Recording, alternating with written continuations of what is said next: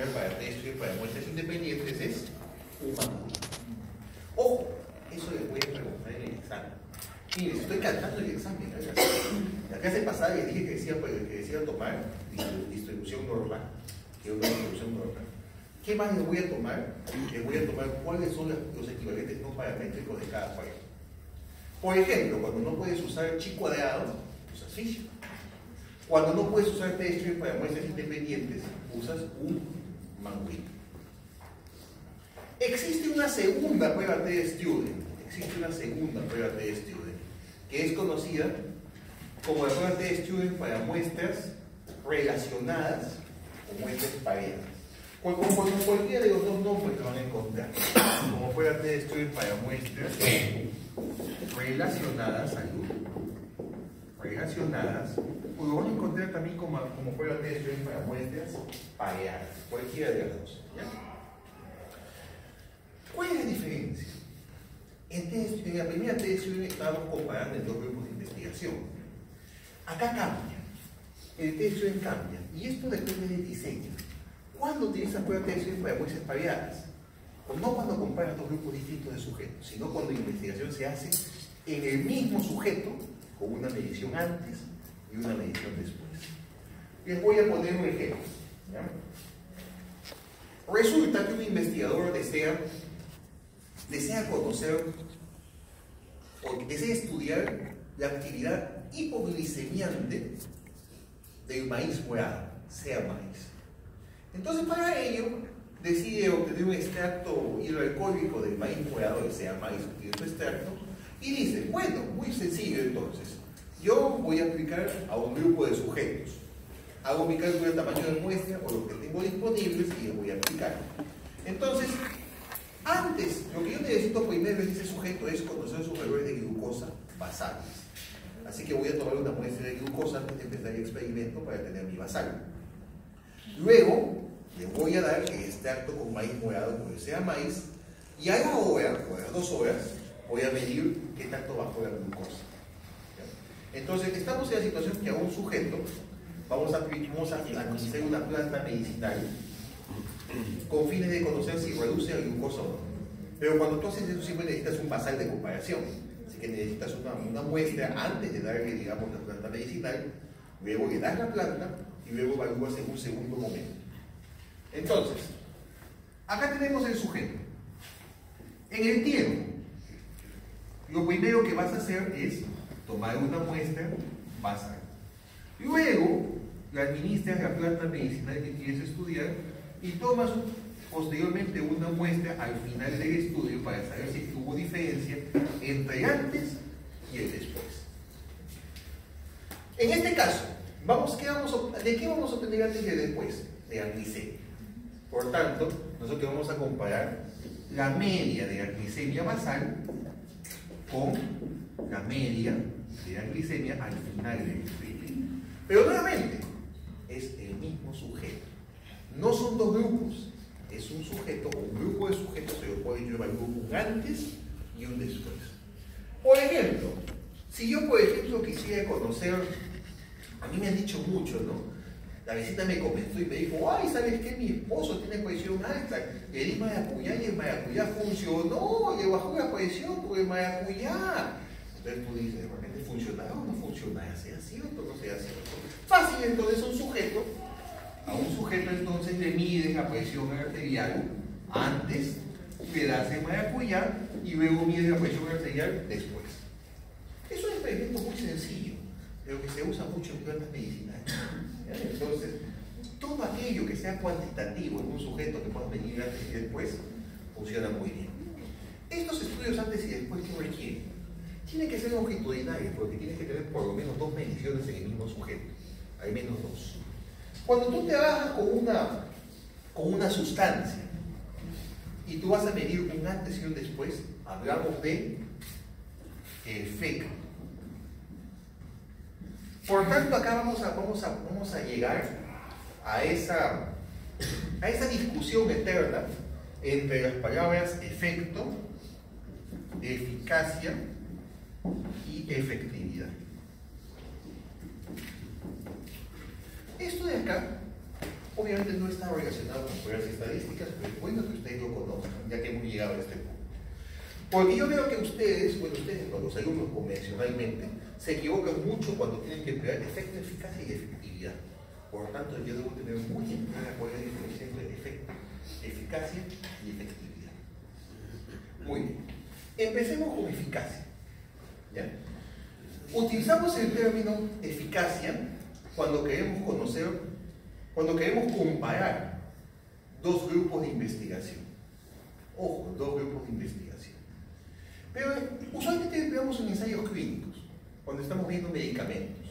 Entonces, por ejemplo, eficacia y seguridad de enalapril versus el lisinopril. Eficacia y seguridad versus el valsartán contra cualquier otro antihipertensivo. ¿Ya? Entonces, usualmente aplicamos el término cuando queremos comparar usualmente dos tratamientos. Empleamos el término eficacia. Ojo, dos tratamientos pueden ser no necesariamente farmacológicos.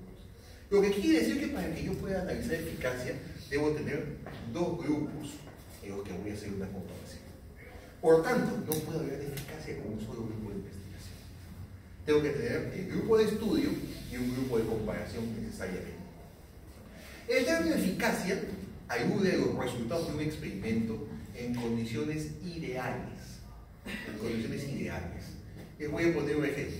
Por ejemplo, un investigador desea comparar eficacia y seguridad de levofloxacina o levofloxacino con una nueva fluoroquinolona respiratoria y desea saber si es que es más eficaz o no que la levofloxacina convencional. Entonces, hace su experimento.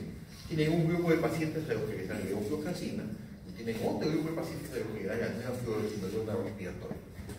Pero la cuestión está que a ese paciente que forma parte de ese protocolo lo evalúa el neumólogo. El neumólogo viene y lo evalúa en la mañana, lo evalúa en la tarde y lo evalúa en la noche. Aparte de eso, cada uno de los pacientes de ese protocolo van a tener una enfermera especialmente que le va a preparar su medicamento, se va a preparar solamente para ese paciente. Pregunta: ¿en qué hospital van a tener ustedes que un paciente va a ser evaluado por el especialista 3 veces por día? No. A lo mucho viene, o sea, de repente lo maneja el médico internista y si necesita el neumólogo pide un interconsulta. Pero no va a venir el neumólogo a evaluar a un paciente con neumonía 3 veces al día. Con respecto a la enfermera prepara el paciente especialmente para ese prepara el medicamento específicamente para ese paciente. No, de repente vas a tener una enfermera por cada 20 pacientes, una enfermera por cada 40 pacientes. Entonces, no vas a tener ese nivel de dedicación. Normalmente a un paciente con neumonía no lo viste especialista 3 veces por día por todo el tiempo que dure la enfermedad, ¿no? Entonces, esas prácticamente son condiciones ideales en las cuales el investigador está manipulando el experimento para hacerlo en las mejores condiciones posibles. Entonces, cuando evaluamos o comparamos dos intervenciones, usualmente medicamentos, necesitamos dos grupos de comparación. Y si lo hacemos en las mejores condiciones posibles, hablamos de eficacia. Pero ¿qué pasa si ustedes quieren comparar los resultados del tratamiento con dos medicamentos, pero no lo van a hacer así? De repente tú planteas comparar esas dos fluoroquinolonas, pero tú no tienes la plata para pagar el neumólogo para que venga pues, y te lo vaya a salir el paciente, ¿no? Y tienes la plata para tener una enfermera por cada uno de tus pacientes. Entonces, ¿qué es lo que tú haces? Los manejas o haces tu experimento como se presenta en la realidad. Es decir, llegan los pacientes con neumonía, se hospitalizan, se les da su tratamiento, pero en esta oportunidad lo va a ver el médico internista una vez al día en la visita de la mañana, nada más, y en su pabellón donde tiene 40 camas hay 2 enfermeras y todas ellas tienen que darse abasto para todos los pacientes, incluyendo ese. En esas condiciones estamos haciendo el mismo experimento, pero son condiciones ideales de uso. No, son las condiciones reales de uso, en el cual el paciente solamente es evaluado una vez al día por el médico internista y además las enfermeras están para todos los pacientes del pabellón y no solamente para ellos. Cuando estamos hablando de condiciones reales de uso, el término ya no es eficacia, el término es efectividad. Entonces, esa es la diferencia entre eficacia y efectividad. Las condiciones. Condiciones ideales, hablamos de efectividad. de eficacia. Condiciones reales, hablamos de efectividad. Normalmente, los ensayos clínicos evalúan la eficacia. Por eso, cuando ustedes ven los ensayos clínicos, siempre encuentran eficacia y seguridad. Eficacia y seguridad, casi siempre. Pero en los últimos años ha emergido un nuevo tipo de ensayo clínico. El nuevo tipo de ensayo clínico ya no trabaja con eficacia. Es decir, ha habido mucha polémica entre los que trabajaban con epidemiología clínica. Y la polémica de muchos dicen, oye, pero ¿yo por qué estudio en condiciones reales? Cuando yo tenga mis pacientes, yo no voy a tener esas condiciones reales. Por lo tanto, se generó un nuevo tipo de ensayo que evaluaba las condiciones reales, que evaluaba la efectividad. Ese nuevo tipo de ensayo se conoce como ensayo clínico pragmático. Ensayo clínico pragmático. Es decir, que se evalúan los resultados de un medicamento, o se comparan varios medicamentos, pero en condiciones reales de uso. Esos son los ensayos clínicos pragmáticos. Y tercero, ¿cuándo empleo el término efecto? Cuando tengo solamente un grupo nada más. Recuerden, para eficacia y para efectividad necesito dos grupos, es decir, el grupo de estudio y el grupo de comparación. En cambio, cuando yo voy a trabajar con efecto, si yo voy a hablar de efecto en mi trabajo de investigación, tengo solamente un grupo. Con un experimento de tipo antes y después. O sea, usualmente los estudios de efecto frecuentemente se hacen con pruebas de estudios para muestras variadas. Porque los estudios cuasi experimentales de tipo antes y después, hay un solo grupo de investigación en el que se compara un antes y después de una intervención. Entonces, si tú quieres evaluar un grupo de sujetos antes y después, por ejemplo, si tú quieres, por ejemplo, brindar una capacitación, para mejorar el conocimiento de los médicos respecto a algo, ¿ya? Por ejemplo, yo quiero, digamos, brindarles una capacitación para la mejora del llenado de certificado de función, ¿ya? Entonces, ¿qué hago? Les voy a aplicar un examen con un puntaje. ¿Qué es lo que voy a ver? El puntaje antes que recibe la capacitación, se les da la capacitación y luego ves el puntaje después de la capacitación. Y comparo los puntajes antes y después. Esos son estudios cuasi experimentales donde se evalúa el efecto. Efecto de una capacitación para la mejora del llenado de certificado de función. Efecto. Un solo grupo. No hay grupo de comparación. Sí. En este caso de una plantita que se quiere estudiar, ¿no? Una actividad que tiene y se compara con un producto que tiene esa actividad que ya está en el mercado, que está eso, ¿a qué sería? ¿Sería efecto, eficacia y efectividad? Estás en el terreno de eficacia y efectividad. Pero, si lo vas a hacer en las mejores condiciones posibles, es eficacia. Si lo vas a hacer tal cual como los pacientes, como los manejan los pacientes que están diciendo, no lo voy a hacer en personas si no es en ratas, o sea. Es igual. O sea, bueno, yo no voy a decir que las personas son iguales a las ratas, ¿no? Pero en el término de estudio experimental, yo era sujeto de experimentación en algunos casos. Así que para los fines. Sin embargo, si bien es cierto que se maneja de la misma manera, hay que tomar en cuenta, o sea, desde el punto de vista estadístico se manejan igual, pero normalmente los animales de experimentación no podemos saber de efectividad. Si los estudios en animales suelen ser una fase preclínica para posteriores estudios clínicos. Entonces, en ese caso, yo no te recomiendo utilizar el término de eficacia o efectividad porque estamos en investigación en animales. La investigación en animales tiene varios tipos de diseños distintos. Muy bien. Entonces ahí tú tienes que manejar tu diseño. Porque, o sea, si bien es cierto, yo acá, por ejemplo, cuando les hablo de esto, yo estoy hablando en el contexto de los estudios descriptivos, por ejemplo, de transversal, de longitudinal, en el contexto del estudio ecológico, serie de casos y controles, cohortes, ensayos clínicos, ensayos comunitarios, todo eso es investigación epidemiológica de salud. En los estudios en animales hay varios tipos. Existen, por ejemplo, estudios variados por lo que se ven todos los experimentos factoriales. Entonces, en este contexto de los animales, no podemos hablar de per se de eficacia o efectividad porque eso es ese lenguaje que se maneja en ensayos clínicos.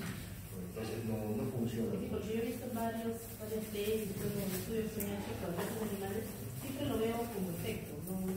Usualmente el efecto, o sea, funcionaría muy bien el efecto en animales cuando tienes un solo grupo. Cuando tienes un solo grupo en el que evalúas el antes y después se puede hablar de efecto inductivo. Si Sí, eso sí puedes hacer. Muy bien, continuamos entonces. Ese ya no es un tema estadístico, sino es un tema más metodológico per se, ¿no? Chicos, ¿se entendió las diferencias entre efecto, eficacia y efectividad? Ok. ¿Cómo vamos a jugar ahora, muchachos? ¿Qué hora es? ¿Qué hora tenemos? 7:20. 7:20, 10 minutos más, ¿ya?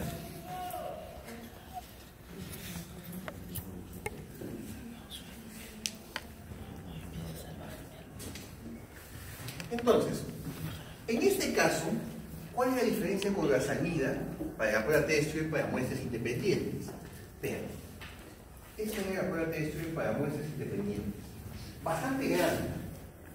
Y ahora vean la prueba test para muestras correlacionadas. Y es pequeño. ¿Por qué acá hay menos? Porque como es el mismo sujeto, ya no hablamos de varianzas. Ya no hablamos de variabilidad, porque la variabilidad se reduce porque es el mismo sujeto que todo algo hace antes y después. Así que la prueba de estudio para muestras relacionadas o pareadas ya no tiene la sección de homogeneidad de las varianzas. Ya no tiene la prueba de nivel. Acá el análisis es directo. Vamos a ver un ejemplo de un trabajo de investigación. ¿Ya? En el presente trabajo de investigación quería evaluarse el estrés oxidativo en pacientes con una enfermedad crónica antes y después del tratamiento. En este caso, se quería trabajar con una enfermedad que se llamaba PENFI. No sé si ustedes conocen el PENFI, es una enfermedad ampullar autoinmune. Se presentan ampollas en el cuerpo, ¿no? Vamos a decir que este es un PENFI vulgar. Entonces, el experimento consistía en ver cómo evolucionaba el estrés oxidativo antes y después del tratamiento. Para poder evaluar el estrés oxidativo, se utilizaba un indicador de peroxidación lipídica que se llama malonil-aldehído. Esto lo evaluábamos en función a los metabolitos resultantes del estrés oxidativo. Entonces, hablábamos de concentraciones de malonil-aldehído. Entonces, lo que se quería comparar era cuál era la media de malonil-aldehído antes del tratamiento versus la media de malonil-aldehído después del tratamiento. En los mismos sujetos, ¿no? Y acá, obviamente, que estaban recibiendo un tratamiento. Hipótesis nula. Hipótesis nula. No existe diferencia. No existe, o sea, son iguales. Las medias son iguales antes del tratamiento y después del tratamiento. Son iguales. Hipótesis alterna. Existe diferencia significativa entre la media antes del tratamiento y la media después del tratamiento. ¿De qué depende? Si el valor P de la prueba estadística es mayor de 0.05, entonces acepto la hipótesis nula. Si el valor P es menor de 0.05, rechazo la hipótesis nula y me quedo con la hipótesis alterna. Acá todo es rápido, porque no hay prueba de homogeneidad de varianzas. Nos vamos de frente, y primero, aquí están las medias de las concentraciones. Miren, antes del tratamiento 26, después del tratamiento 32. Hay una diferencia, pero se supone que el tratamiento debería reducir el estrés oxidativo, pero no parece que esté pasando eso. Luego de eso, venimos a la prueba T. Aquí está la prueba T, esta es la estadística después del resultado de aplicar la fórmula, y si se extrapola a la tabla de probabilidad para la distribución de este es el valor P. Por lo tanto, el resultado del valor P es que P es menor de 0.001. Es un valor muy pequeño. ¿En qué caso estoy? ¿Aquí? ¿En el de arriba? ¿En 1 o en 2 de abajo?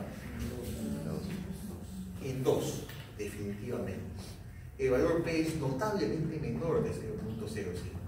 Y si el valor P es notablemente menor, existe evidencia para rechazar la hipótesis nula y aceptar la hipótesis alterna. Por tanto, concluimos en que existe diferencia estadísticamente significativa entre las medias antes y después del tratamiento. observando que la media después del tratamiento es significativamente mayor que antes del tratamiento. ¿Ya? ¿Se entendió la prueba de Stewart? ¿Les pareció muy compleja? Creo que la parte un poquito más molesta es la prueba de Stewart para muestras independientes, porque hay una prueba de hipótesis más, que es la prueba para las varianzas. Pero fuera de eso, probablemente es como cualquier otra prueba estadística. Planteas tu hipótesis, planteas tus hipótesis estadísticas, procedes a ubicar en la salida del programa estadístico la estadística de prueba, el resultado de la estadística de prueba que es el valor P, y en base al valor P aceptas o rechazas la hipótesis. Todas las pruebas son iguales. ¿Qué cambia? La fórmula y el valor que tú quieras hacer.